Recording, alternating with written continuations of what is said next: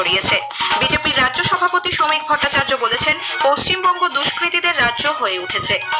দক্ষিণবঙ্গের প্রায় সব জেলাতেই আগামী 5 দিন হালকা থেকে মাঝারি বৃষ্টির পূর্বাভাস। আসছে বিস্তারিত খবরে। নবরাত্রির সূচনা লগ্নে আগামীকাল দেশ জুড়ে পণ্য ও পরিষেবা করের পরিবর্তিত হার কার্যকর হচ্ছে। তার আগে আজ বিকেলে জাতির উদ্দেশ্যে ভাষণে প্রধানমন্ত্রী বলেন, পরবর্তী প্রজন্মে জিএসটি সংস্কার কার্যকর হওয়ার মাধ্যমে এক দেশ এক করের স্বপ্ন বাস্তবায়িত হবে। वन नेशन वन टैक्स का सपना साकार हुआ। साथियों, रिफॉर्म एक अनवरत चलने वाली प्रक्रिया होती है। जब समय बदलता है, देश की जरूरत बदलती है, तो नेक्स्ट जनरेशन रिफॉर्म भी उतने ही आवश्यक होते हैं। इसलिए देश की वर्तमान जरूरतों और भविष्य के सपनों को देखते हुए जीएसटी के ये नए रिफॉर्म्स लागू हो रहे हैं।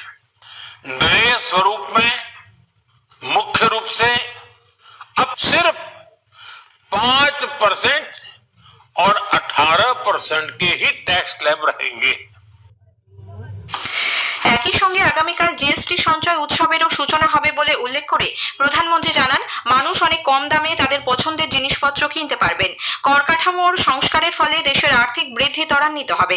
এর মাধ্যমে যুব, মধ্যবিত্ত, কৃষক, মহিলা ও ব্যবসায়ী, দোকানি এবং শিল্প উদ্যোক্তারা দারুণভাবে উপকৃত হবেন। দেশের নাগরিকরা এতদিন জটিল কর ব্যবস্থার সম্মুখীন হচ্ছিলেন। তার সরকার সমগ্র কর ব্যবস্থার সরলীকরণ করেছে। প্রধানমন্ত্রী বলেন, গত 11 বছরে 25 কোটি মানুষ দারিদ্র্য সীমা থেকে বেরিয়ে এসেছেন। এবছর সরকার আয়করে ছাড়ের কথা ঘোষণা করায় মধ্যবিত্তরা বিশেষ সুবিধা পেয়েছেন।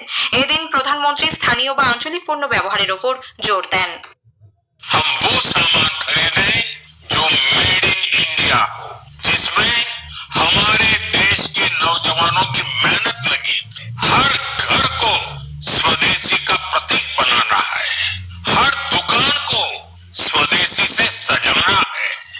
गर्व से कहो ये स्वदेशी है, गर्व से कहो मैं स्वदेशी खरीदता हूँ, मैं स्वदेशी सामान की बिक्री भी करता हूँ। ये हर भारतीय का मिजाज बनना चाहिए। রাজ্যপাল ডক্টর সিভি আনন্দ বোস বলেছেন, জিএসটির এই নতুন হার অর্থনীতিকে আরো মজবুত করবে। পশ্চিমবঙ্গের মানুষ এর ফলে বিশেষভাবে উপকৃত হবেন বলে আশা প্রকাশ করেন তিনি। We make in India and make for the world. The Honorable Prime Minister has assured that his government cares for every citizen. GST reforms will strengthen India's economy.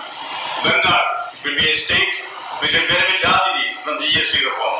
I see the Prime Minister's announcements about GST reforms as a puja gift to the people of Bengal. Every citizen in Bengal will be receiving this gift at his doorstep. আজ মহালয়া, পিতৃপক্ষের অবসানে দেবী পক্ষের সূচনা হতে চলেছে।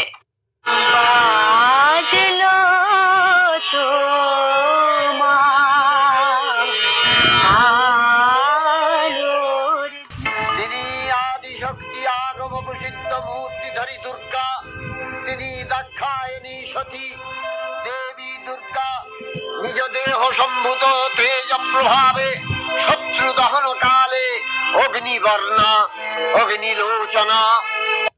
মহালয়ার পুণ্যতিথিতে সকাল থেকেই গঙ্গা সহ বিভিন্ন নদ নদী ও জলাশয়ে চলে পিতৃতর্পণ। কলকাতার বাজা কদমতলা ঘাট, জাজেস ঘাট, বাবুঘাট, বাগবাজার সহ সমস্ত গঙ্গার ঘাটগুলিতে পূর্বপুরুষদের উদ্দেশ্যে তর্পণ সম্পন্ন হয়। বিভিন্ন জেলার নদ নদীর ঘাটগুলিতেও বহু মানুষ তর্পণ সারেন। মহালয়ায় তর্পণ করতে গিয়ে রাজ্যে 3 জনের মৃত্যুর খবর মিলেছে। তলিয়ে গিয়ে নিখোঁজ এক কিশোরী। কলকাতার বাবুঘাটে তর্পণ করানোর সময় হৃদরোগে আক্রান্ত হয়ে এক পুরোহিত প্রাণ হারিয়েছেন। উত্তর 24 পরগনার রাসমণি ঘাটে গঙ্গায় তর্পণ করতে এসে তলিয়ে গিয়ে নদিয়ার কল্যাণীর এক যুবকের মৃত্যু হয়েছে। অন্যদিকে পুরুলিয়ার বলরামপুরে বাঘাটি গ্রামের বাসিন্দা 37 বছর বয়সী অশোক মোদকের তর্পণ করতে গিয়ে মৃত্যু হয়েছে। হাওড়ার উলুবেড়িয়ার কালীবাড়ি ঘাটে হুগলি নদীতে তর্পণ করতে নেমে নিখোঁজ 12 বছরের কিশোরী দোয়েল দত্তর এখনো কোনো সন্ধান মেলেনি। রাষ্ট্রীয় স্বয়ংসেবক সংঘ আরএসএস এর শতবর্ষ পূর্তি উপলক্ষে আজ রাজ্য জুড়ে পথ সঞ্চালন কার্যক্রম অনুষ্ঠিত হয়। নিউ টাউনের নেতাজি সুভাষচন্দ্র পার্কে এই রুট মার্চে অংশ নেন কেন্দ্রীয় প্রতিমন্ত্রী সুকান্ত মজুমদার। পূর্ব মেদিনীপুরের কাঁথিতে রুট মার্চে অংশ নেন বিরোধী দলনেতা শুভেন্দু অধিকারীও। হাওড়ার উলুবেড়িয়ার গঙ্গারামপুর মোড় থেকে শুরু হয়ে ফুলেশ্বর বাস স্ট্যান্ড পর্যন্ত পথ সঞ্চালন পদযাত্রায় অংশ নেন 200 জন স্বয়ংসেবক। দক্ষিণ 24 পরগনার মহেশতলায় রাষ্ট্রীয় স্বয়ংসেবক সংঘের পথচালনায় বাধা দেবার অভিযোগ উঠেছে পুলিশের বিরুদ্ধে। নেশামুক্ত ভারত গঠনে যুব সমাজকে এগিয়ে আসার আহ্বান জানিয়েছেন কেন্দ্রীয় শিক্ষা প্রতিমন্ত্রী ডক্টর সুকান্ত মজুমদার। কলকাতায় আজ নমো যুব দৌড়ে অংশ নিয়ে তিনি বলেন, দেশের যুব সমাজ যাতে মাদকাসক্ত না হয়ে পড়ে সেই লক্ষ্যে এই দৌড়ের আয়োজন করা হয়েছে। উত্তর কলকাতার স্বামী বিবেকানন্দের পৈতৃক বাসভবন থেকে শ্যামবাজার 5 মাথা মোড়ে নেতাজি সুভাষচন্দ্র বসুর মূর্তির পাদদেশ পর্যন্ত নমো যুব দৌড়ে অংশ নেন তিনি। শিলিগুড়িতেও এই নমো যুব দৌড়ের আয়োজন করা হয়। জনসেবা ও সুশাসনের মঞ্চে পরিচালিত প্রধানমন্ত্রী নরেন্দ্র মোদীর নেতৃত্বে সরকার রূপান্তর ও অগ্রগতি আনতে অক্লান্ত পরিশ্রম করে চলেছে। আজ এই বিশেষ ধারাবাহিক সেবা পর্বে আমরা আপনাদের সামনে তুলে ধরছি কিভাবে মোদী সরকার কৃষকদের আর্থিক নিরাপত্তা জোরদার করেছে।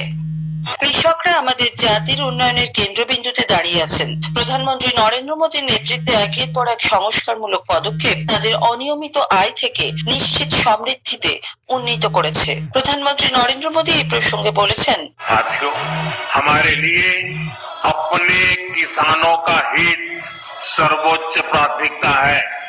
मेरे देश के किसानों के लिए, मेरे देश के मछुआरों के लिए, मेरे देश के पशुपालकों के लिए आज भारत तैयार है। সরকারের প্রতিশ্রুতি অনুযায়ী কৃষি ক্ষেত্রে বাজেট বরাদ্দ উল্লেখযোগ্যভাবে বাড়ানো হয়েছে। 2013-14 সালে 27,000 কোটি টাকা থেকে বেড়ে আজ 1,37,000 কোটি টাকার বেশি হয়েছে।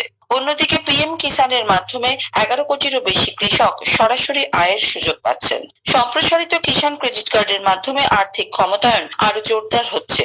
অন্যদিকে প্রধানমন্ত্রী ফসল বীমা যোজনা আবহাওয়া এবং বাজারের অনিশ্চয়তার মধ্যে রক্ষা কবচ হিসেবে কাজ করছে। প্রধানমন্ত্রী নরেন্দ্র মোদীর বলিষ্ঠ পরিকল্পনায় ভারত খাদ্য নিরাপত্তা থেকে কৃষক সমৃদ্ধির দিকে দ্রুত গতিতে সাফল্যের সঙ্গে এগিয়ে চলেছে, যা মৌলিক দৃষ্টিভঙ্গি দিয়ে তৈরি, প্রয়োগের মাধ্যমে লালিত এবং আমাদের দেশের অন্নদাতাদের স্বপ্নের রূপায়ণ। কাশ্মীর নাহার, আকাশবাণী সংবাদ, কলকাতা।